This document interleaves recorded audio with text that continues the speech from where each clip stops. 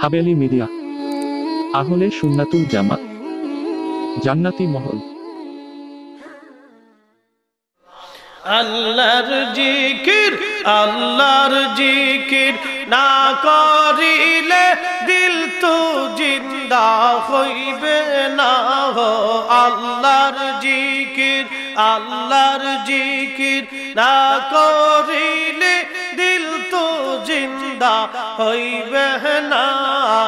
আল্লাহ হো আল্লাহ হো রে মন আল্লাহ করো জপনা।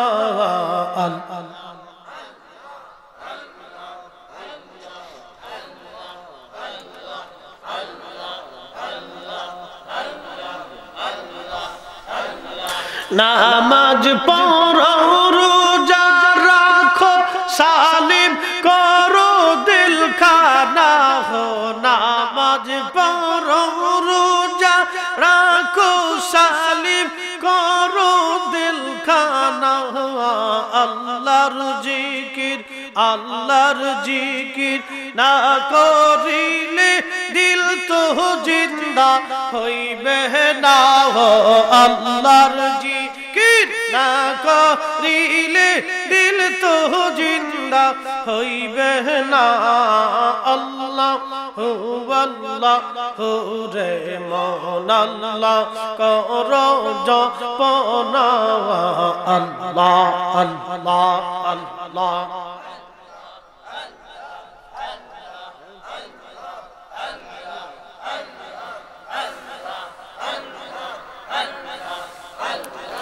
লা ইলাহা ইল্লাল্লাহ মুহাম্মাদুর রাসূলুল্লাহ সাল্লাল্লাহু আলাইহি ওয়াসাল্লাম। একবার জোরে বলা যাবে কি মারহাবা। সরাসরি আলোচনায় চলে গেলাম, সরাসরি আলোচনায় মুকদ্দমায় গেলাম না। হুজুর কেবলা বসে আছেন, খুব মনোযোগ দিন। উলামায়ে কেরামের তাকরীর আপনারা শুনেছেন। আহা, বলেন তো এই পৃথিবীর মালিক কে? মানব সৃষ্টি করার 50 বছর আগে, 50,000 বছর আগে আল্লাহ তাকদীর লিখে রেখেছেন। মানব কি করবে? ফরিদি সাহেব কোথায় খাবে, বাহাদুর সাহেব কোথায় খাবে, হুজুর কেবলা কোথায় খাবে। বন্ধু, এই মাহফিলে আমরা বসে আছি একসঙ্গে। আমরা একদিন রূহের জগতে একসঙ্গে ছিলাম, আবার দুনিয়াতে এক জায়গা হলাম, মেহশরের মাঠে এক জায়গায় হয়ে যাব। আল্লাহর ওলিদের সঙ্গে আমাদের হাসর ও নাসর হয়ে যাবে, কারণ আমরা ওলিদেরকে ভালোবেসে থাকি। কথা বলেন ঠিক কিনা? মাইকের আওয়াজ যতদূর যায় মুসলমান, আমরা খেলার জন্য পাগল। আচ্ছা, আপনারা বলেন, সকালবেলা খেলা দেখা যাইতো, টেলিভিশনে দেখা যাইতো, মোবাইলে দেখা যাইতো, কিন্তু সকালবেলা কি মাহফিল আর পাওয়া যাবে? হতভাগা কপাল পোড়া, খেলার জন্য মাহফিলে যে আসতে পারলো না, খেলার জন্য যিনি বসতে পারলো না, তার মতো বদনসিব আল্লাহর আসমানের নিচার একটাও নাই। একদিন মাটির ভিতরে হবে ঘর রে মন আমার, কেন বাঁধো দালান ঘর। পৃথিবীতে বহু মানুষ ছিল, আজকে বহু মানুষ কবরে চলে গেছে, মাটির নিচে মিশে গেছে। কোনদিন আমাদের জন্য আর ফিরে আসার সুযোগ নাই। আল্লাহ বলেন, ওয়ালা ইউআখিরুল্লাহু নাফসান ইযা জাআ আজালুহা।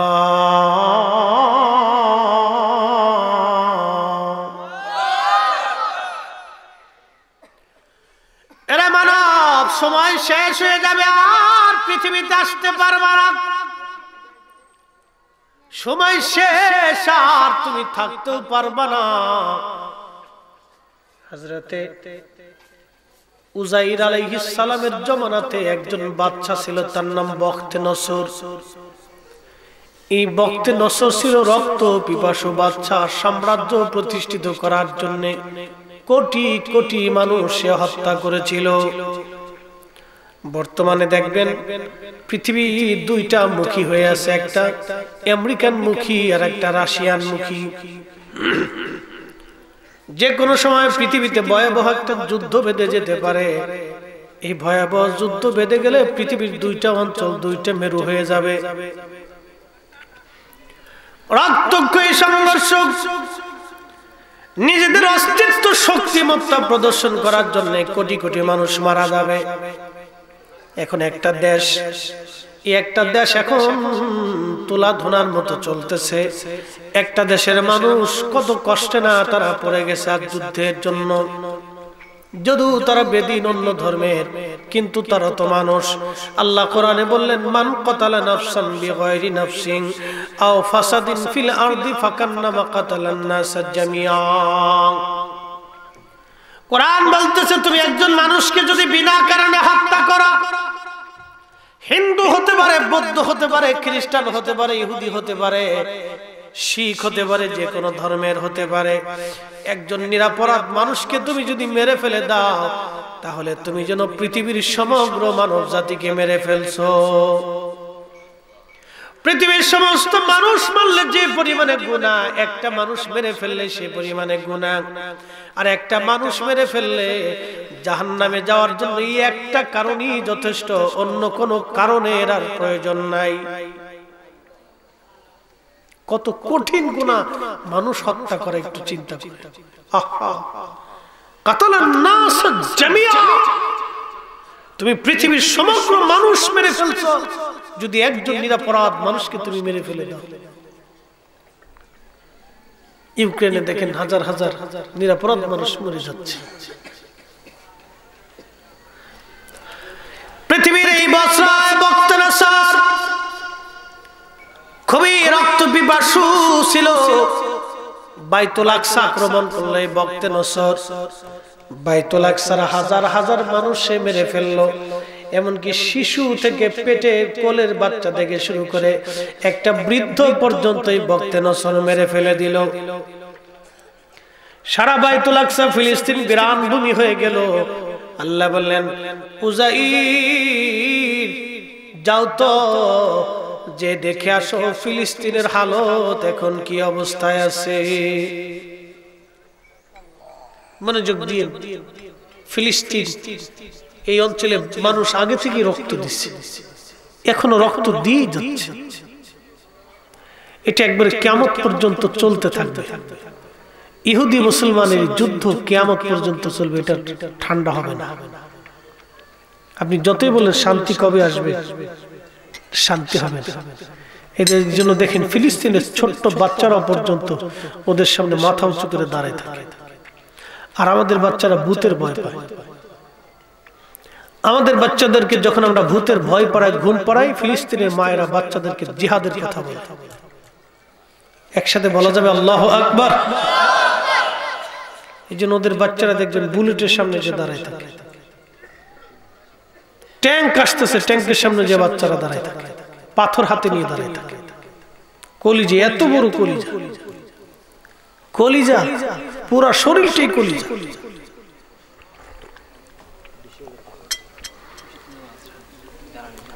হ্যাঁ, বসো। প্রত্যেক দিনে কি ওয়াজ।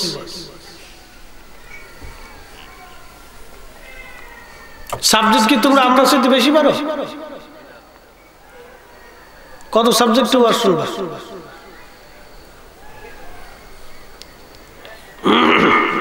আমি কি এখানে ইন্টারভিউ দিতে পারছি?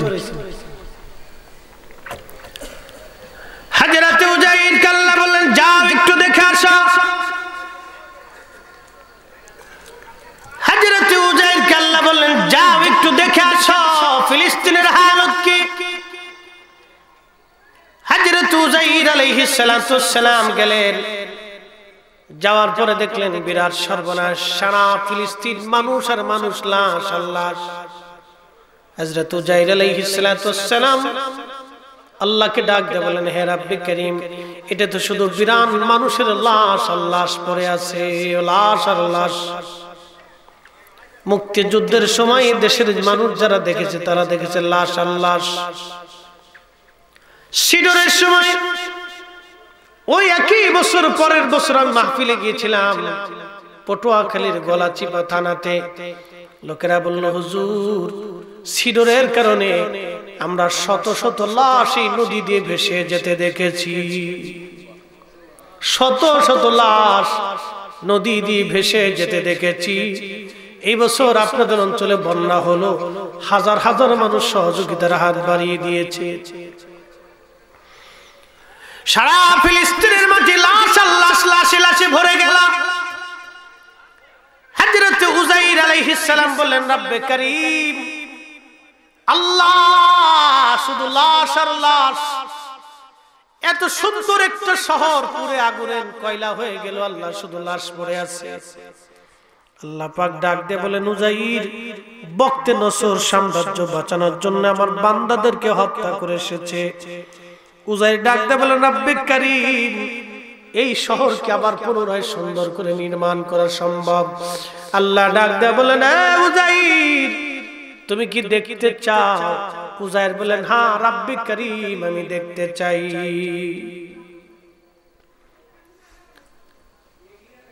হ্যাঁ, আমি একটু দেখতে চাই তুমি ফিলিস্তিনের শহরটা কেমনে সুন্দর করে বানাও, একটু দেখো। আচ্ছা বলেন তো, সমগ্র শক্তির মালিক কে? আসতে বলেন, কে? আল্লাহ তার রাসূলকে একটা সুপ্রিম পাওয়ার দিয়েছিলেন।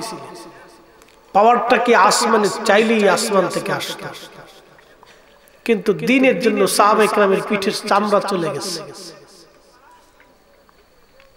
প্রত্যেকজন সাহাবীর জীবনের চামড়া চলে গেছে। ইসলামের প্রথম দিকে যত সাহাবী কালেমা পড়ছিলেন, কারো চামড়া ছিল না, সবার চামড়া উঠিয়ে ফেলেছিল পিটিয়ে পিটিয়ে। আমরা তো এখন খেলা দেখার জন্য পাগল হই। আহা, খেলা দেখার জন্য মাহফিল বেহেশতের বাগান থেকে ছেলে চলে গেছে। খেলা দেখার জন্য মাহফিলে আসতেই পারে নাই। ওর কত বড় বদনসিব, কত বড় বদনসিব যে খেলা দেখার জন্য বেহেশতের বাগানে ঢুকতেই পারলো না সে। খেলা দেখেন, দেখাটা নিষেধ নেই, কিন্তু আসক্তিটা আপনাকে ধ্বংসের দিকে নিয়ে যাচ্ছে। আপনি খেলেন, তাতেও নিষেধ নেই। খেলাধুলা, শরীর চর্চা ভালো কাজ। খেলা দেখবেন, এটা বিনোদন, আনন্দ, চোখের আনন্দ, মনের আনন্দ, দেখতে পারেন, নিষেধ নেই। কিন্তু আসক্তি, খেলোয়াড়ের প্রতি আসক্তি, দলের প্রতি আসক্তি, দেশের প্রতি আসক্তি চলে আসাটা তো খুব খারাপ কাজ। আপনি জানেন, যে দলের সাপোর্ট আপনি করেন সে দলের অধিকাংশ মানুষের কোনো পিতৃ পরিচয় নেই, এটা জানেন? বলে, হুজুর এটা কি বলতেছেন? ফ্রি সেক্সের দেশ, কোনটা বাপ কেউ জানে না। বুঝেন তো, বিবেক দিয়ে বুঝেন তো। সারা জীবন তো ধর্ম পালন করবেন, নামাজ পড়বেন, জিকির করবেন, ফিকির করবেন। আমরা সুন্নিরা বারবার আপনাদেরকে ওলি আল্লাহর দিকে ফিরাই নেই, কারণটা কি? আল্লাহ রাসূল বলেছেন, আল মারউ মা মান হাব্বা, দুনিয়াতে তুমি যাকে মহব্বত করবে, মেহশরে তোমার সাথে তার হাসর নাসর হবে। আপনি এমন একটা দলকে সাপোর্ট করতেছেন, ওই দলের জন্য বাজারে ঝগড়া করতেছেন, বাজি দাঁড়াচ্ছেন, খিচুড়ি রান্না করতেছেন, লাফাচ্ছেন, লুঙ্গির কাপড় খুলে লাফাচ্ছেন, ল্যাংটোয়ে ফালাচ্ছেন, মানুষকে খাওয়াচ্ছেন। একটা পাগলের দেশ না। আপনি যেই দেশের জন্য পাগল হয়ে গেছেন, ওই দেশের অধিকাংশ মানুষই তো পিতৃ পরিচয় নেই। বলে, হুজুর এটা আবার কেমন? ফ্রি সেক্সের দেশের মানুষ, কোনটা বাপ কোনটা চাচা কি কইতারে না। কেন ইউরোপে যারা থাকেন তারা জানেন না? এটা কি মিথ্যা কথা? ইউরোপে যাওয়া লাগবে কেন? আপনি একটু ভুটানে যান। আমি ভুটানে গেছি, কোন রাস্তা দিয়ে হাঁটবো বিপদে পড়ে গেছি। শুধু হাফ প্যান্ট পরে অর্ধ উলঙ্গ নারীরা রাস্তা দিয়ে হাঁটতেছে, খুব ধলা ধলা সুন্দরী সুন্দরী মেয়েরা, দেখলে মাথা নষ্ট। বাংলাদেশের মেয়েই তো খুঁজে পাওয়া যায়। আমি বললাম, এরা কারা? কলে ভুটানের মানুষ, হাফ প্যান্ট পরে অর্ধ উলঙ্গ হয়ে চলতেছে। বললাম, এরকম কেন? Free sex. যে দেশে ধর্ষণের কোনো মামলা হয় না, কি বলবেন আপনি? বলেন তো। আপনি তো খুব লাফাচ্ছেন, একবার লুঙ্গির কাপড় উঁচু করে ফেলাচ্ছেন। কথা বলেন না কেন? আসক্তি। কি মারে? বোম মারে। পুরো সর্বনাশ মারি বাজি।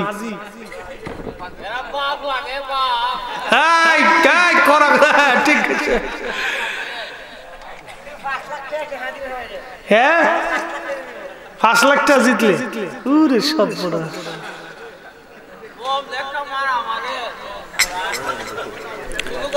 আপনাদেরকে একটা কথা বলি, জবাব দিবেন। কোটি কোটি টাকা খরচ হচ্ছে বাংলাদেশে, কথা বলেন না কেন? কিন্তু আপনি যাই দেখবেন প্রত্যেক জুমাতে যাই দেখবেন ঢাকা শহরের প্রত্যেকটা মসজিদের সামনে অভাবী মানুষ দাঁড়ায় দাঁড়ায় হাত পাতে চিৎকার করে। এদেরকে বলেন এই গরিব মানুষের জন্য একটু চিকিৎসা, একটু ভালো খাবারের ব্যবস্থা করবে না।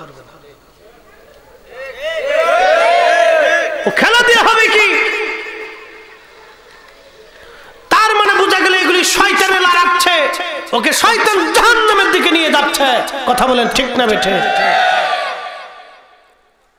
এগুলি সামাজিক ব্যাধিতে পরিণত হয়েছে। চাঁদপুরে মারামারি করে একটা ছেলে মারাই গেল। গোপালগঞ্জে পিটি করে আর্জেন্টিনার ব্রাজিল ল্যাংটা করে যে যারে পারছে পিটিছে।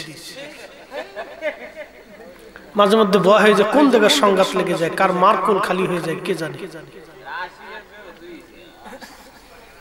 আমরা কেন এর বিরোধিতা করতেছি? আপনার আসক্তি। আমি আবার বলি, খেলা দেখেন, নিষেধ নাই, খেলেন, তাতেও নিষেধ নেই, কিন্তু আসক্তিটা তো খারাপ।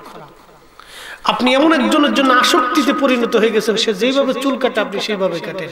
আপনি নবী মুহাম্মদের উম্মত, আখেরি নবীর উম্মত, হাবিবুল্লাহ নবীর উম্মত, রাহমাতুল লিল আলামিনের উম্মত।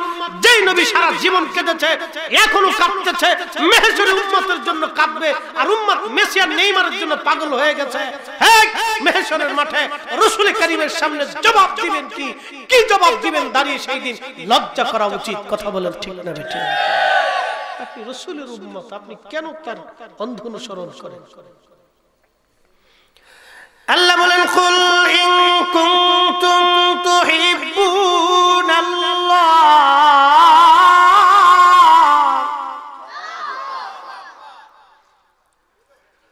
কুল ইন কুনতুম তুহিব্বুনাল্লাহ ফাত্তাবিউনি।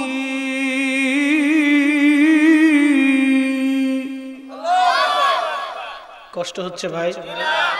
আপনি খেলা দেখেন, আমি নিষেধ করব না, কিন্তু আমি দায়ী আল্লাহর দিকে মানুষকে ডাকি। আমি মানুষকে শুধু উপদেশ প্রদান করে থাকি, আমি সুন্দর পরামর্শ মানুষের জীবনে দিয়ে দিই, এটা আমার দায়িত্ব। আজকে আপনাকে আমাকে খাবার খাওয়াইছেন, যাওয়ার সময় কিছু হাদিয়া তোহফাও দিয়ে দিবেন। মেহেশরে আল্লাহ আমাকে জিজ্ঞেস করবে তুমি কি বলেছো।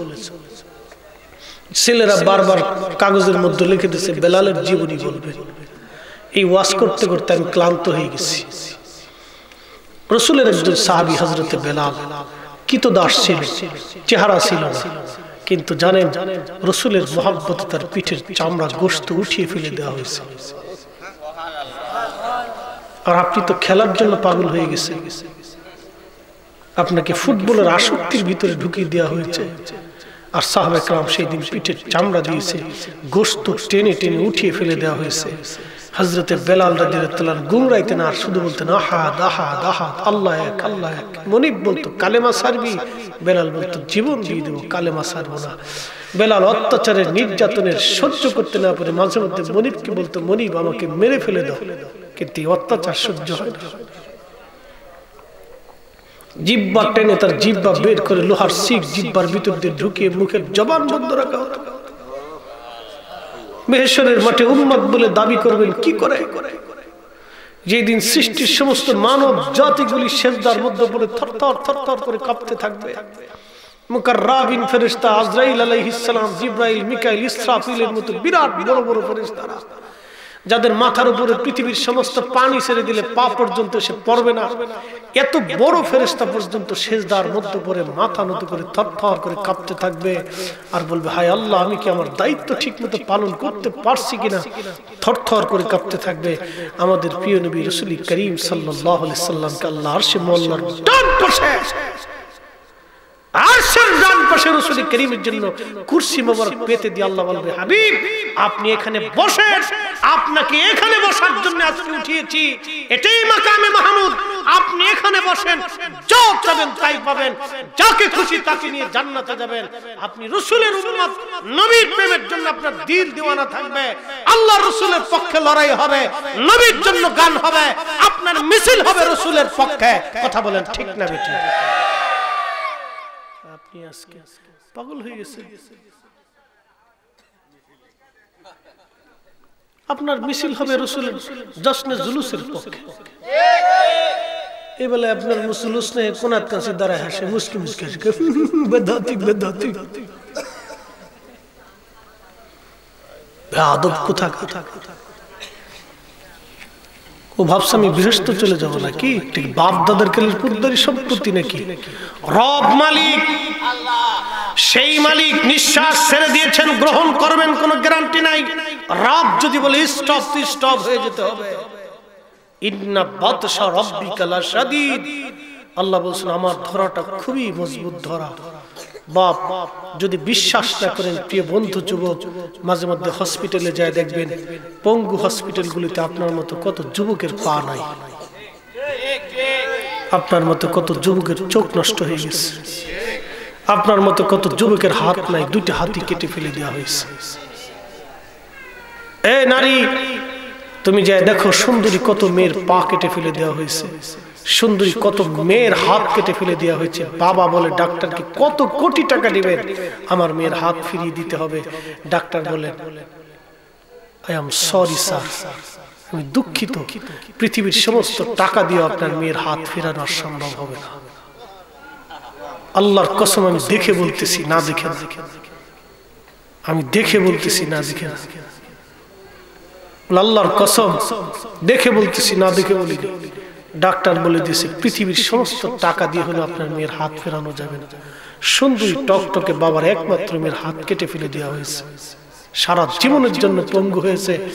মালিক আল্লাহ। পৃথিবীতে কোনো দেমাক চলে না ভাই। আমরা কার দাস?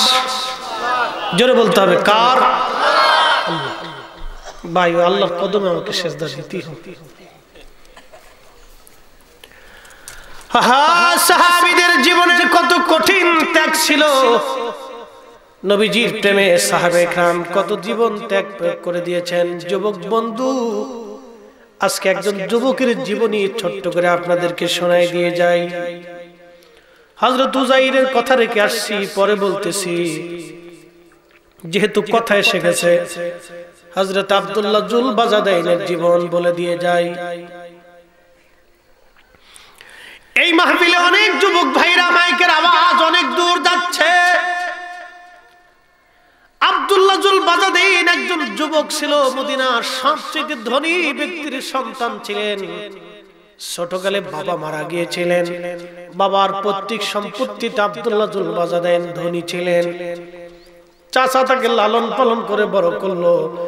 নবীর কদমে এসে যুবক আব্দুল্লাহ জুল বাজাদাইন কালেমা পড়ে ফেললেন। কালেমা পড়ে বাড়ি গেছে। চাচা যান ডাক দিয়ে বললেন, আব্দুল্লাহ কোথায় গিয়েছিলা? বলে, চাচা গো, মুসলমান মিথ্যা বলে না, আমি নবীর দরবারে যে কালেমা পড়ে মুসলমান হয়ে গেছি। চাচা ছিলেন ইহুদি, ডাক দিয়ে বলে, আব্দুল্লাহ আমাদের খাস, আমাদের পরিস, আমি তোকে লালন পালন করেছি, আজকে মুহাম্মাদের ধর্ম পালন করতে গেলি, আমাদের ধর্ম ছেড়ে দিলি। যারে আব্দুল্লাহ যা, আমাদের বাড়ি আর কোনোদিন ফিরে আসবি না। আব্দুল্লাহ মুহাম্মাদের কাছে চলে যাও। আব্দুল্লাহ রে, তোমার বাবা কোটি কোটি টাকার মালিক ছিল, একটা কানা করে পয়সাও তোমাকে দেওয়া হবে না। সেই দিনের যুবক আব্দুল্লাহ জুল বাজাদাইন ডাক দিয়ে বললেন, চাচা পৃথিবীর সব কিছু ছেড়ে দিতে পারি, কিন্তু রাসূল করিমের কদম আমি ছাড়ব না। একবার আওয়াজ তুলে বলা যাবে কি, ইয়া রাসূলুল্লাহ? বন্ধু যুবক রে, তুমি তো পয়সা খরচ করো ফুটবল খেলার জন্য, তুমি পয়সা করো তোমার পছন্দের দলের জন্য, পয়সা খরচ করো তোমার পছন্দের দলের পতাকা ওড়াও, কিন্তু আব্দুল্লাহ জুল বাজাদাইন জীবনের সব কিছু ছেড়ে দিয়েছে আমার নবীর কদমের জন্য। কথা বলেন ঠিক কিনা? আহা, নবীর কদমের জন্য জীবনের সব ছেড়ে দিয়েছে। আব্দুল্লাহর চাচা ডাক দিয়ে বলেন, আব্দুল্লাহ জুল বাজাদাইন, তাহলে তোমার শরীরের পোশাক তুমি খুলে দাও। আব্দুল্লাহ জুব্বা খুলে দিলেন, পাগড়ি খুলে দিলেন, গায়ের মধ্যে সব পোশাকগুলি খুলেছে দিয়ে দিলেন চাচার হাতে। চাচা ডাক দিয়ে বলেন, আব্দুল্লাহ পোশাক খুলে দিলা, পরনের মধ্যে যেই পায়জামা লুঙ্গি আছে সেটা খুলে দাও, পাজামাটা খুলে দাও। আব্দুল্লাহ ডাক দিয়ে বলেন, চাচা যান, আমার সম্পদ নিয়েছেন আপত্তি নাই, পোশাক খুলে নিয়েছেন আপত্তি নাই, চাচা যান আপনি আমাকে আমার লুঙ্গি ইজারাটা দয়া করে আমাকে ভিক্ষা দিয়ে দেন।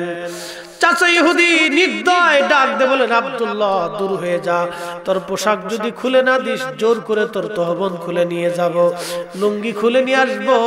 আব্দুল্লাহ জুল বাজাদাইন নিজের লুঙ্গি নিজে খুলে দিয়ে উলঙ্গ একটা দৌড় মেরে বাড়ির সামনে দিকে মা মা বলে ডাক দিছে। পৃথিবীর মধ্যে সবচাইতে মায়ের কোল সন্তানের নিরাপদ জায়গা, পৃথিবীতে সবচাইতে নিরাপদ জায়গা হলো মায়ের কোল। একটা মা সন্তানকে দুনিয়ার সবকিছু থেকে বেশি ভালোবাসে। মা দেখে বলতেছে, আব্দুল্লাহ রে তুই যুবক ছেলে উলঙ্গ কে করলো? মায়ের গায়ের মধ্যে একটা চাদর ছিল, এই চাদরখানা টেনে মা বললেন, আব্দুল্লাহ রে চাদর পরে সতর ঢাকো, তোমার গুপ্তাঙ্গ চাদর দিয়ে আগে ঢাকো, তারপরে বলো কে তোমাকে উলঙ্গ বানাইছে। আব্দুল্লাহ বলে, মা মিথ্যা বলবো কি, নবীর কদমে যে কালেমা পড়ছি, চাচা জান আমাকে সমস্ত সম্পদ থেকে জুদা করে দিয়েছে, আমার পরনের কাপড় পোশাক পর্যন্ত খুলে নিয়ে গেছে। আব্দুল্লাহর মা ডাক দে বলেন, আব্দুল্লাহ রে তুমি মদিনার সবচেয়ে ধনী ব্যক্তির ছেলে, আজকে কোটি কোটি টাকার মালিক তুমি আব্দুল্লাহ, মুহাম্মাদের কালেমা পড়ছো, আমাদের দল থেকে আলাদা হয়ে গেছো, চলে যা, কোনোদিন আর আমার চোখের সামনে আসবি না। যদি কালেমা ছেড়ে আসিস তো মায়ের দাবি নিয়ে আসবি, নতুবা চাদর তোকে ভিক্ষা দিয়ে দিলাম, চলে যা, আর কোনোদিন তুই আমার সামনে আসবি না। একটা মা কত কঠিন হৃদয়ের হয়ে গেল শুধু কালেমা পড়ার জন্য। যুবক রে, তুমি অন্যের দেশের পতাকা উড়াও, যে দেশের মানুষেরা অর্ধ উলঙ্গ হয়ে রাস্তায় হাঁটে, যে দেশের মানুষেরা জেনার মাধ্যমে বাচ্চা তৈরি করে, তুমি সেই দেশের পতাকা উড়াও, সে দেশের পতাকা উড়াইতে যায় তোমার মরণ হয়, সে দেশের পক্ষ নিয়ে তুমি ঝগড়া করো, তোমার ভাইকে আঘাত করো, তোমার অন্য মুসলমান ভাইকে কষ্ট দাও। সে দেশের মানুষ কি জানোনি, সে দেশে অনেক জায়গায় মসজিদে বানাইতে দেওয়া হয় না।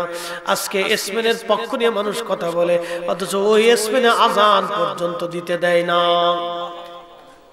মুসলমানের বাচ্চা, লজ্জা করো।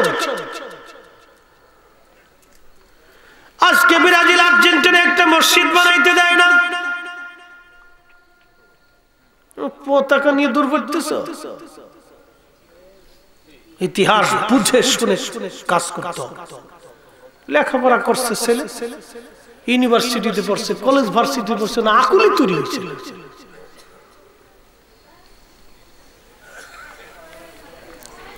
বন্ধু খুবই মনোযোগ দিয়ে শুনে, হ্যাঁ মুসলমান, জার্মানি একটা মসজিদ বানাইতে হলে আপনাকে অনুমতি নিতে হয় পার্লামেন্টের। কত কঠিন, আপনি একটু চিন্তা করেন। আমার দেশে কোন মন্দির বানাইতে হলে কোন অনুমতি লাগে, কোন এই খ্রিস্টান চার্চ বানাইতে কোন অনুমতি লাগে, তো দেশে একটা মসজিদ বানাইতে অনুমতি নিতে হবে কেন? আপনি তো তার পতাকা নিয়ে দৌড় দিচ্ছেন। ইনসাফ থেকে বুঝবেন, হৃদয় থেকে বুঝবেন, এটার চেয়ে বড় আদালত পৃথিবীতে কিছুই, সবচেয়ে বড় আদালত। আমি কোন দেশের খেলার বিরুদ্ধে কথা বলতেছি, আমি আপনার আসক্তির বিরুদ্ধে কথা বলতেছি। আপনি যে আসক্তি নিয়ে মারামারি ঝগড়া ফাসাদ শুরু করছেন, টাকা নষ্ট করতেছেন, যে টাকাটা আপনি খেলায় নষ্ট করবেন, আপনার পায়ে হাত দিয়ে বলবো ওই টাকাটা আল্লাহর ঘর মসজিদে দিয়ে দেন। যে টাকাটা আপনি খেলা নষ্ট করবেন সেই টাকাটা আপনি একটা এতিমখানায় দিয়ে দেন। যে টাকাটা আপনি একটা খেলায় নষ্ট করবেন সে টাকা দিয়ে একটা গরিব মায়ের এই শীতের দিনে এসে কম্বল কিনে দেন। সারা জীবন সে কম্বলের নিচে শুয়ে শুয়ে আপনার কাছে জন্য দোয়া করবে, আল্লাহ এই ছেলেটা আমার জন্য একটা কম্বল দিয়ে গেছে, এই প্রচন্ড শীতের মধ্যে আমি আরাম করে একটু ঘুমাইতেছি, আপনার জন্য দোয়া করবো। মানুষের বিবেকের ভিতরে কুত্তায় কেমনে মুতছে খালি আমি চিন্তাই করি। এই কথা কর না কা, কুত্তায় খালি মুতছে, একবার কায়দা মতো মুতে দিচ্ছি।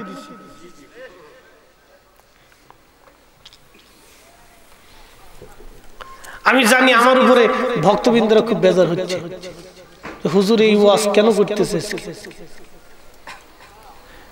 কেন করি এখানে হুজুর বসে রয়েছে, সাপ বসে রয়েছে। আপনাদেরকে একটা কথা বলি, এই গ্রামে একটা বাড়িতে আগুন লাগছে,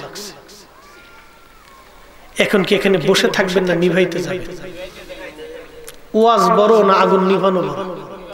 আগুন নিভানো বড়। কারণ কি, মানুষ আগে বাঁচাইতে হবে,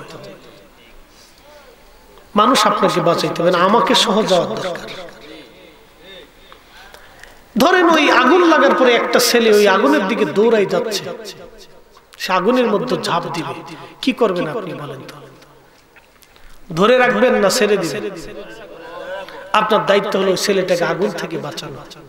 আমার একটা ভাই আসক্তির কারণে সে জাহান্নামের দিকে চলে যাচ্ছে, আমার দায়িত্ব হলো ওই ভাইকে টেনে ধরে রাখা। আপনি বেজার হলো আমাকে ধরে রাখতে হবে, কথা বলেন ঠিক কিনা? আপনি যদি আমার উপর বেজারও হন, আপনাকে আমাকে ধরে রাখতে হবে। আপনি বুঝতেছেন না কিন্তু আমি বুঝতেছি, আপনি দেখতেছেন না কিন্তু আমি দেখতেছি। একটা বাবা সন্তান যখন ভুল করে তখন বাবা সন্তানকে ধরে রাখার চেষ্টা করে, সন্তান দেখবেন বাবার সাথে খারাপ আচরণ করে, তারপরে বাবা মহব্বতের জোশে তাকে ধরে রাখে, মা তাকে মহব্বতের জোশে ধরে রাখে যে আমার ছেলে ভুল হয়ে যাচ্ছে। এটা হলো আমাদের দায়িত্ব। আপনি বেজার হলেও আমাকে ধরে রাখতে হবে বন্ধু, এটা আমার দায়িত্ব। মেহেশ্বরের মাঠে আমি আল্লাহর কাছে জবাবদিহি করতে হবে, এই জন্য আমাকে কথা বলতেই হবে। আপনি বেজার হলেও বলতে হবে, বেজার হলেও আমাকে বলতে হবে, আপনাকে ধরে রাখতে হবে আমাকে। আপনি আসক্তির জন্য জাহান্নামের দিকে চলে যাচ্ছেন। আমি আবার বলি, খেলা দেখেন নিষেধ নাই, খেলেন তাতেও নিষেধ নাই, কিন্তু আপনি আসক্তির দিকে চলে যাচ্ছেন, আমার নিষেধ হলো কেন? এমন একজনের জন্য আপনার আসক্তি আছে যারা রাত্রিবেলা নারী সঙ্গম না করলে যাদের শান্তি হয় না।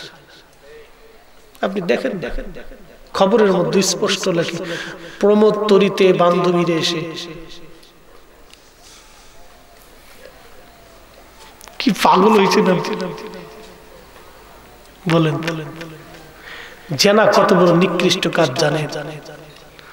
বান্দা যখন জেনা করে তখন আসমান বলে রব হুকুম দিলে আমি ওর উপরে পড়ে যাব, জমিন বলে আল্লাহ হুকুম দাও আমার জমিনের ভিতরকে দাফন করে দেব। শুধু রাসূলুল্লাহর দোয়ার কারণে উম্মত বেঁচে যাচ্ছে। যখন বান্দা জেনা করে তখন জমিন বলে হে রব বরদাস্ত হচ্ছে না, তুমি হুকুম দাও জমিনের ভিতরে গিলে ফেলে দেব। আসমান বলে আল্লাহ হুকুম দিলে ওর উপরে আমি নিজে পড়ে যাব। আল্লাহ পাকের অনেক অশেষ দয়ার কারণে বান্দাকে আল্লাহ বাঁচায় দেয়। ফুটবল খেলা শেষ হয়ে গেলে তারা প্রমোত্তরিতে রাত কাটায়।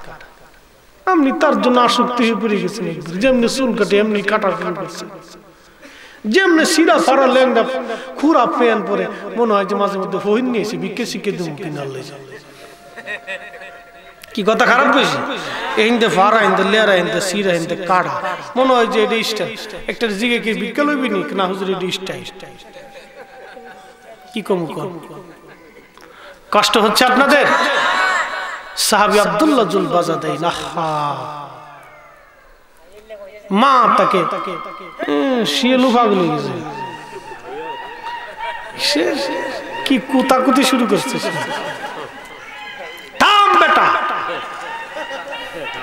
ও কে আর আমরা চিনে? একসাথে বলি আল্লাহু আকবার। লা হাওলা ওয়ালা কুওয়াতা ইল্লা বিল্লাহ। আল্লাহু আকবার ওয়া লিল্লাহিল হামদু বিসমিল্লাহির রাহমানির রাহিম।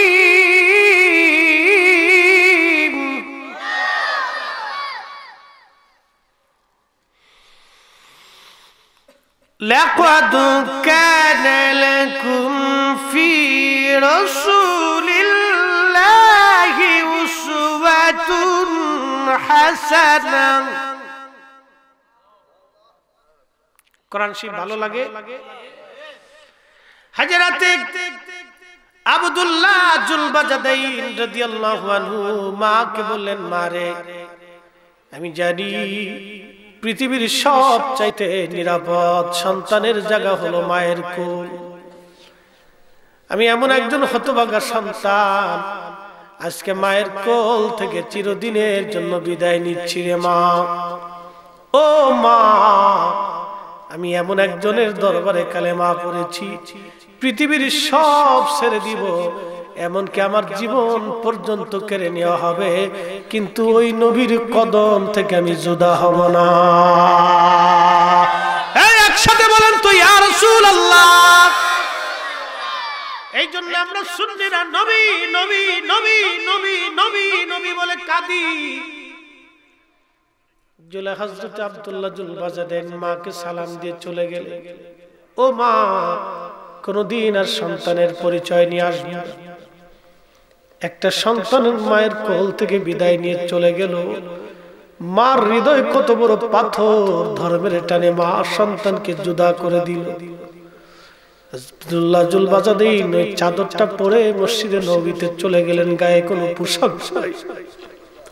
একজন যুবক নবীর প্রেমে 1 ঘন্টা আগেও যিনি অনেক বড় ধনী ছিল, 1 ঘন্টা পরে তার গায়ে আজ পোশাক নাই। একটা মাত্র কারণ, নবী ভালোবাসার জন্য, নবী ভালোবাসার জন্য। আমি কি করে আপনাকে বুঝাবো? কি বললে যে আপনি বুঝবেন, কোন ভাষায় বললে যে আপনি বুঝবেন আমি জানি না। আব্দুল্লাহ জুলবাজাদাইন চাদর পরে মসজিদে নববীতে চলে গেলেন। চাদর মাত্র একটা চাদর পরে আছে, গায়ে কোনো পোশাক নাই। মসজিদে নববীতে যাইয়া বাকি চাদরের একটা অংশ 2টা ভাগ করলেন, মাঝখান থেকে ছিঁড়ে একটা টুকরা দিয়ে হযরত আব্দুল্লাহ তহবত লুঙ্গি বানাইলেন, সতর উনি ডাকলেন। আরেকটা চাদরের টুকরা দিয়ে আব্দুল্লাহ গায়ে লাগাইলেন। সারাটা জীবন নবীর মসজিদে এইভাবে তার কেটে গেল। আব্দুল্লাহ জুলবাজাদাইন নবীর মসজিদে জোরে জোরে জোরে জোরে জিকির করত, আল্লাহ আল্লাহ আল্লাহ আল্লাহ আল্লাহ আল্লাহ আল্লাহ, জোরে জোরে কোরআন শরীফ পড়ত। হযরত ওমর একদিন বিচার দিয়ে বলেন, হুজুর, আপনার আব্দুল্লাহর জন্য সাহাবীদের বড় কষ্ট হয়, সে জোরে জোরে জিকির করে। নবীজি বলেন, সাহাবীরা রে, আমার আব্দুল্লাহকে জিকির করতে দাও, ওর বড় কষ্টের ইসলাম। আমার আব্দুল্লাহ আমি নবীর ভালোবাসার জন্য, ইসলামের জন্য বাড়ি ছেড়েছে, জমিন ছেড়েছে, মা ছেড়ে দিয়েছে, পৃথিবীর সব ছেড়ে দিয়ে আমার কোলে চলে আসছে। ওকে জিকির করতে দাও, কোরআন তেলাওয়াত করতে দাও। ওমর রে, আমার আব্দুল্লাহকে নিষেধ করো না, বাধা দিও না। ও যুবক, আজকে তোমার আসক্তি এসে গেল, অমুক দল, অমুক খেলোয়াড়, অমুক জনের জন্য ভালোবাসা বললো। কই আমার নবীর জন্য তো তোমার ভালোবাসা হলো না। কয়দিন আমার নবীর জন্য তোমার চোখের পানি পড়েছে? কতদিন নবীর পক্ষে তুমি মিছিল দিয়েছো? কতদিন আমার নবীর দলের জন্য কাজ করেছো? কতদিন আমার নবীর মাহফিলের জন্য পয়সা খরচ করেছো? কতদিন আমার নবীর প্রেমের জন্য সময় ব্যয় করেছো? আব্দুল্লাহ জুলবাজাদাইন রাদিয়াল্লাহু আনহু এইভাবে জীবন পার করে দিলেন নবীর মসজিদে নববীতে আহলে সুফার সাহাবী হইয়া। মাত্র 2 টুকরা চাদর, 1 টুকরা তহবন সতর ডাকলেন, আর 1 টুকরা গায়ে লাগাইলেন। এই জন্য তার নামের পাশে জুলবাজাদাইন বলা হতো, 2 চাদরের টুকরাওয়ালা দুই চাদরওয়ালা, দুই চাদরওয়ালা।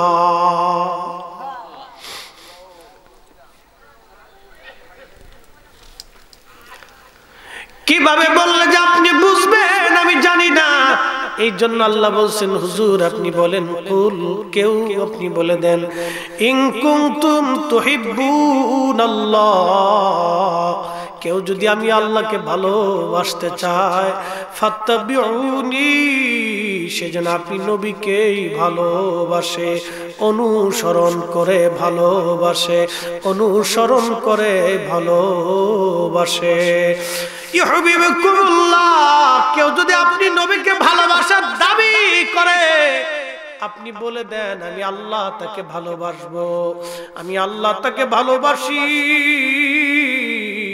ওয়াগফিরুল্লাহ, আমি আল্লাহ পাক তাকে ভালোবাসি। ইউহিব্বুকুমুল্লাহ ওয়া ইয়াগফিরু লাকুম যুনুবাকুম, আল্লাহু গফুরুর রহিম। শুধু ভালোই বাসবো না, তার জীবনের ছোট বড় অনুপরমাণু যদি পরিমাণ গুনাহ থেকে থাকে, আমি আল্লাহ তার জীবনের সমস্ত গুনাহগুলি মাফ করে দিয়ে আমি আল্লাহ তাকে মাসুম বেগুনাহ বানায় দেব। এ আওয়াজ তুলে বলেন আল্লাহু আকবার। ইয়া রাসূলুল্লাহ কামলিওয়ালা, আইরে আমার বুকে ইয়া হাবিবাল্লাহ কামলিওয়ালা, ডাকে আপনার কৃত দাসে, আহা ডাকে আপনার কৃত দাসে, শান্তি দাও মোর কলিজা, ইয়া রাসূলুল্লাহ কামলিওয়ালা, ইয়া হাবিবাল্লাহ কামলিওয়ালা। ফকির দরবেশ বাদশাহলি, তুলিতে সেই ফুলের কলি, ফকির দরবেশ বাদশাহলি, তুলিতে সেই ফুলের কলি, ওরে কাঁধে নিয়ে ভিক্ষার ঝুলি, বাস করে তারা গাছতলা, ইয়া রাসূলুল্লাহ কামলিওয়ালা, ইয়া হাবিবাল্লাহ কামলিওয়ালা, ডাকে আপনার কৃত দাসে, ডাকে আপনার কৃত দাসে, শান্তি দাও মোর কলিজা, ইয়া রাসূলুল্লাহ কামলিওয়ালা, ইয়া রাসূলুল্লাহ কামলিওয়ালা। তাবুকের যুদ্ধের ময়দানে দামামা বেজে গেল। হযরত আব্দুল্লাহ যুল বাজাদাইন নবীজির মসজিদের বারান্দায় দাঁড়ানো ছিলেন। সব সাহাবী এনে খেদমত জমা দিতে লাগলেন। হযরত আবু বকর খেদমত আনলেন ছোট্ট একটা টুপলা। নবীজি বলেন, আবু বকর কি আনছো? বলে, হুজুর ঘরের মধ্যে যা ছিল আমি সব নিয়ে আসছি। ঘরে কি রাখছো? নবী গো, ঘরের মধ্যে আল্লাহ এবং তার নবী রেখে আসছি। জোরে বলেন না মারহাবা। আল্লাহ নবী রেখে আসছি ঘরের মধ্যে। নবীজি ডেকে বলে, সাহাবীরা রে, আজকে সবার চাইতে আবু বকরের খেদমতটা বড় হয়ে গেল। বলে, হুজুর কি খেদমত আনছে যে বড় হয়ে গেল? বলে, সব যা ছিল সব নিয়ে আসছে, কিছুই রেখে আসে নাই।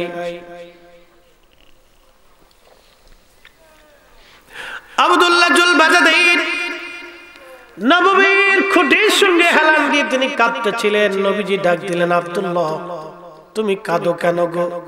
বলে, ইয়া নবী আল্লাহ, সব সাহাবী খেদমত জমা দিল, কিন্তু তাবুকের ময়দানের খেদমত আমি কিছুই দিতে পারলাম না গো নবী। হুজুর আমি একদিন অনেক বড় ধনী ছিলাম, আজকে গরিব হয়ে গেছি।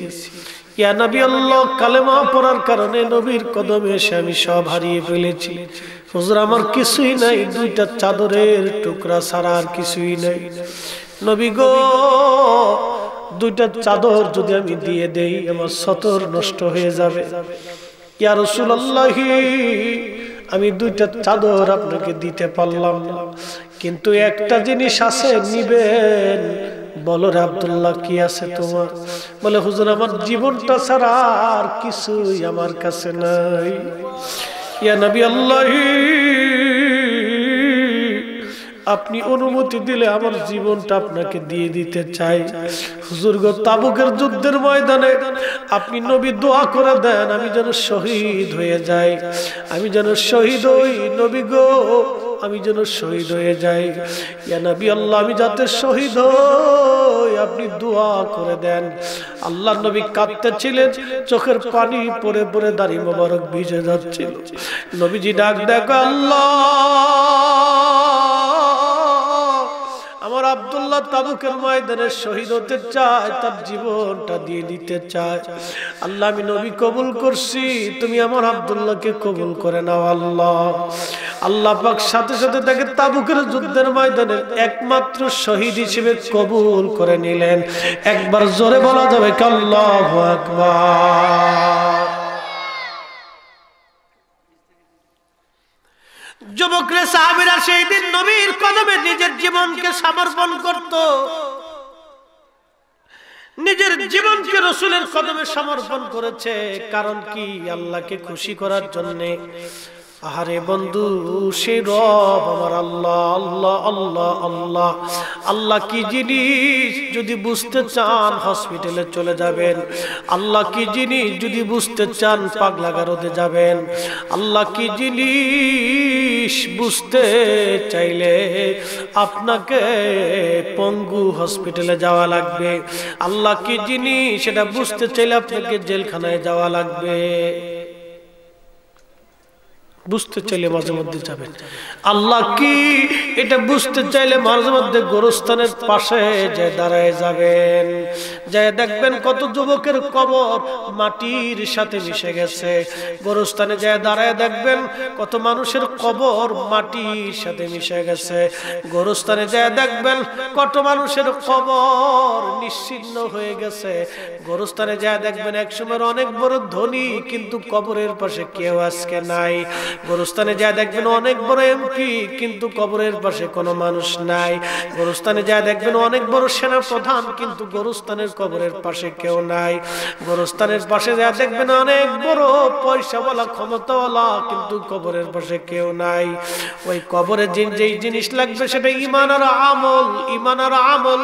আর একটা জিনিস আপনাকে নিয়ে যাওয়া লাগবে মুহাম্মদুর রাসূলুল্লাহর ভালোবাসা, আল্লাহর হাবিবের ভালোবাসা। যদি কবরে নিয়ে যাইতে পারো যুবক, আব্দুল্লাহ জুল বাজাদাইনের মতো প্রেম যদি কবরে নিয়ে যাইতে পারো, ওই কবরের নবী দেখার জন্য আসবে, আল্লাহর নবী উম্মত দেখার জন্য আসবে। এর চেয়ে পরম সৌভাগ্য উম্মতের জীবনে আর কিছুই নাই। কথা বলেন। दीदारे आता करना, दीदारे आता करना।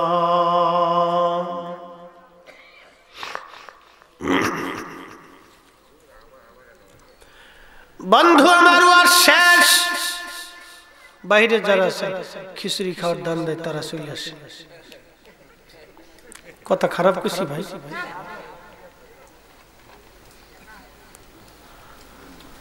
যারা খিচুড়ি খাওয়ার ধান্দা আছেন চলে আসে। খামাকা বাইরে কুয়াশা খেয়াল লাভ নেই, ভিতরে এসে একটু খিচুড়ি খেয়ে যান। দুঃখে বলতেছি। কেন দুঃখে বলবো না বলেন তো? হ্যাঁ, এই বাগান চলে গেলে কি আর বাগান পাওয়া যাবে? আমি তো কতই বলতেছি, গোরস্থানের পাশে যায় দেখে কত মানুষ ঘুমাই গেছে, কেউ তাদের পাশে যায় না। বাপ সন্তান বলেন, বিবি বলেন, ভাই বলেন, আত্মীয় বলেন, গ্রামবাসী, মহল্লাবাসী, পুলিশ যদি আজকে আসে আপনাকে ধরে, সবাই আপনাকে ছাড়ানোর জন্য চেষ্টা করবে, কিন্তু আমার আল্লাহর দেওয়া পুলিশ বাহিনী ফেরেশতারা কবরে ধরেছে, কেউ ছাড়ানোর মতো নাই। সন্তান রাত্রিবেলা কাঁথা কম্বলে ঘুমাইলো, কম্বল সরে গেল কিনা। মা, একটা মা রাত্রিবেলা লাইট মেরে দেখতে যায় আমার ছেলেটার গায়ে কম্বল আছে নাকি। সেই মা কবরে চলে গেছে, সন্তান ভুলেই গেছে, মার খবর নিতেও যায় না মা কেমন আছে। এটাই তো পৃথিবী ভাই। আমার কথা আপনি বেজার হন, খুশি হন, আমার কিচ্ছু করার, এটাই তো পৃথিবী। বাবা কত রজনী শীতের মধ্যে অপেক্ষা করে, ঠান্ডাকে ভয় না করে, গরমকে উপেক্ষা করে, বৃষ্টির মধ্যে ভিজে ভিজে আপনি সন্তানের জন্য রুজি করে মাথায় করে খাবার নিয়ে আসছে। এরপরে রাত্রিবেলা ঘুমাইছেন, আপনার মাকে জিজ্ঞেস করছে খোকার মারে, খোকা কি ঘুমাইছিনি? বলে হ্যাঁ। যাইয়া দেখো গার উপরে কম্বলটা ঠিক মতো আছে কিনা, অনেক ঠান্ডা পড়তেছে। বাবা তো হয়েছে, নিজেও তো দেখো তো। আমি তো এখনো বাড়ি গভীর রাত্রি করে বাচ্চাদের খোঁজ নিয়ে দেখি মশারির ভিতরে মশা আছে কিনা, দেখো তো, বাচ্চাদেরকে কামড় দিবি, গায়ে কম্বল আছে কিনা, খোঁজ নিয়ে রাত্রিবেলা ঘুমাই। এত পরিশ্রম করে একটা বাবা, রাতের পর রাত পরিশ্রম করে একটা বাবা বাড়ি গেছে, রাতের পর রাত পরিশ্রম করে একটা বাবা বাড়ি গেছে। তারপর আমি আমার সন্তানের খোঁজ নিই, দেখো তো তাড়াতাড়ি। কিন্তু সন্তান তো আমি কবরে চলে যাওয়ার পরে আমার কথা ভুলেই যাবে। মনে রাখবে, সংসারের ঝামেলায়, জীবনের প্রয়োজনে অনেক কথাই সন্তান ভুলে যাবে, মনে রাখবে। ঠিক আপনার বলে আমার বলে এরকম হবে। এই জন্য আপনাদেরকে বারবার ডাকি, দাঈলাল্লাহ হিসেবে ফিরে আসেন, চলে আসেন। ইয়া আইয়ুহাল্লাযীনা আমানু লা তুলহিকুম আমওয়ালুকুম ওয়ালা আওলাদুকুম আন যিকরিল্লাহ।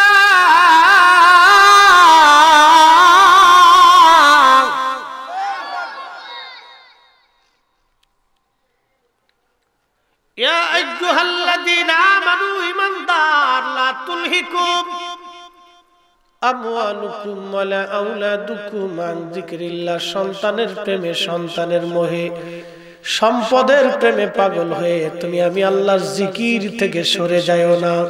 আজকের মাহফিল কার জিকির? আল্লাহ বললেন সম্পদের মোহে, সন্তানের প্রেমে পড়ে আমি আল্লাহর জিকির থেকে জুদা হই না। মানুষ তো জুদা হয়ে গেছে। এই জন্য বলতেছি আসে। আমি আমার ভাষায় বলি তো, মালিকের ভাষায় বলছি, ফিরে আসে। এরপর আল্লাহ বলছে যদি না আসো তাহলে তোমার জন্য কি হবে শুনে রাখো। وَمَن يَفْعَلْ ذَلِكَ فَأُولَئِكَ هُمُ الْخَاسِرُونَ।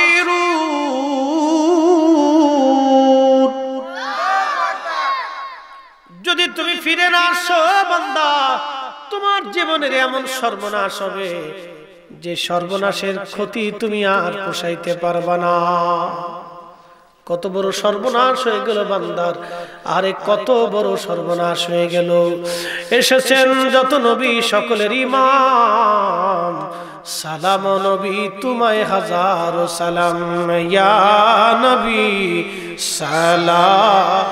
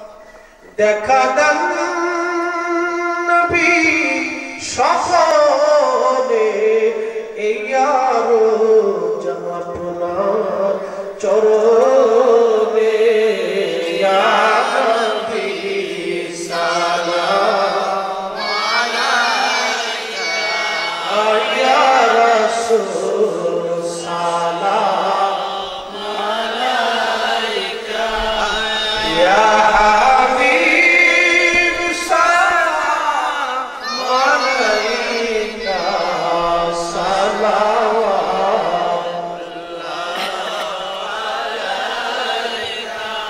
জীবনে হবে কি দিদার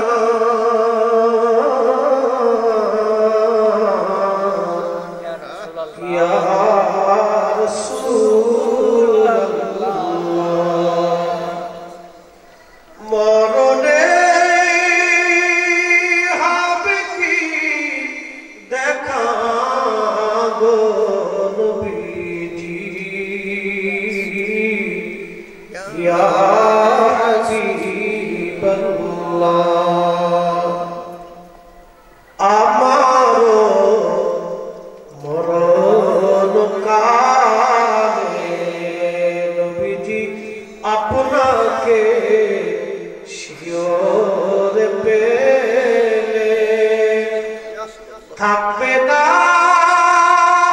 মরণ যন্ত্রণা এই শুধু মনের বাসনা ইয়া নবী সালাম আলাইকা ইয়া রাসূল সালাম আলাইকা ইয়া হাবিব সালাম আলাইকা সালাম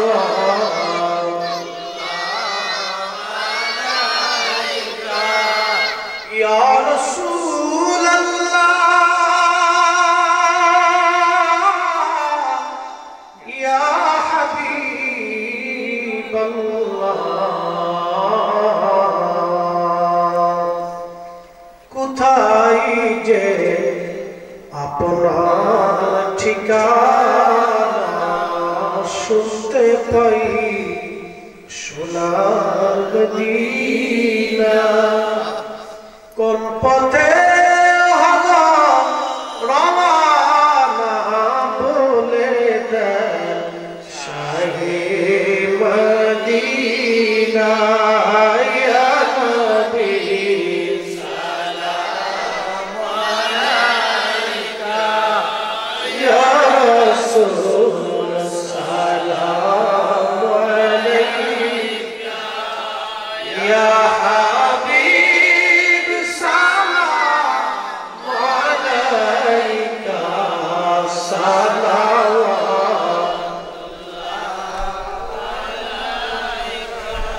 بلغ العلا بكماله كشف الدجى بجماله حسنت جميع خصاله صلوا عليه وآله একবার বলি নারে তাকবীর হয় না বুলন্দ আওয়াজে একসাথে নারে তাকবীর নারে রিসালাত নারে গাউসিয়া আলে সুন্নাত ওয়াল জামাত নারে তাকবীর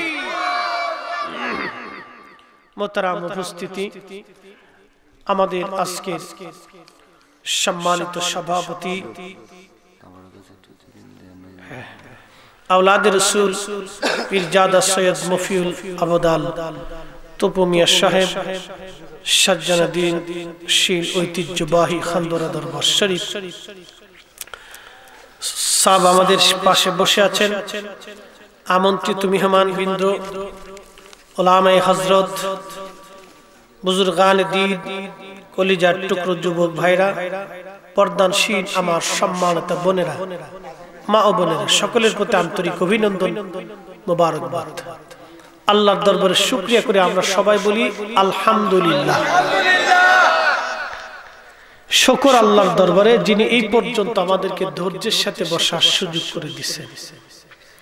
বাজান, একটা মা সন্তানের পিছনে 40 বছর মেহনত করে, সন্তানকে বিয়ে শাদী দেওয়া পর্যন্ত একটা মা খেটেই যায়। বলতেছি একটা বাবা 40 বছর সন্তানের জন্য খাটতে খাটতে তার রক্ত পানি করে ফেলে।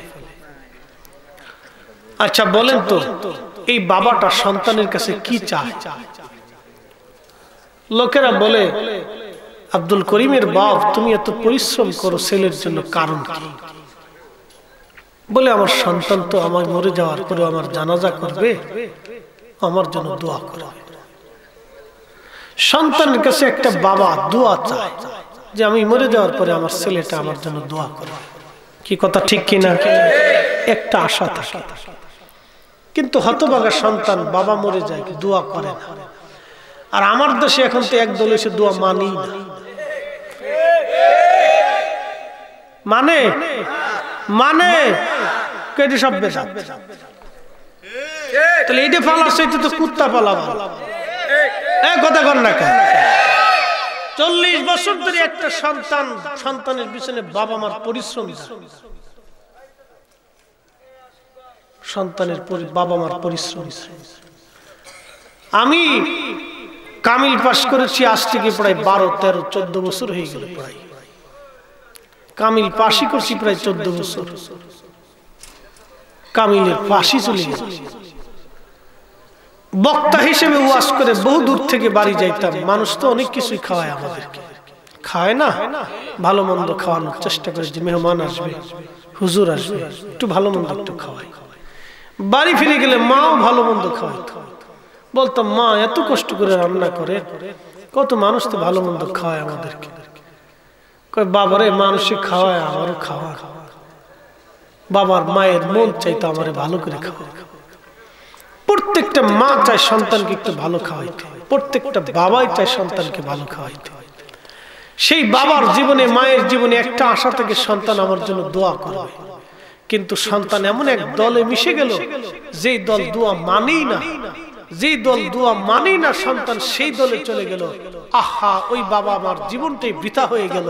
কথা বলেন ঠিক না বেঠে?